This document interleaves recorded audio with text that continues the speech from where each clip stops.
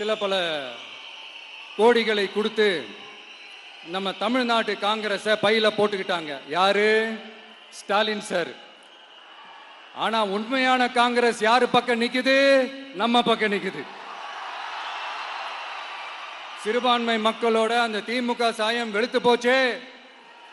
இந்த விஜய் என்னடானா மதச்சார்பற்ற கொள்கையோட உண்மையான ஒரு முகமா இருக்கிறானே.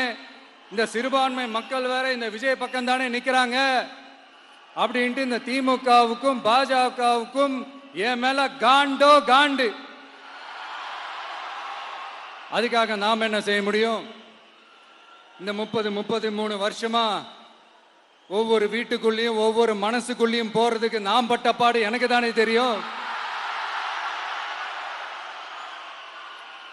அதனாலதான் நான் முன்னாடியே சொன்ன மாதிரி கட்சி ஆரம்பிச்சுட்டு ஒவ்வொரு வீட்டுக்குள்ளேயும் நான் போல, ஒவ்வொரு வீட்டுக்குள்ளேயும் போனதுக்கு அப்புறம் தான் கட்சியாவே ஆரம்பிச்சிருக்கேன்.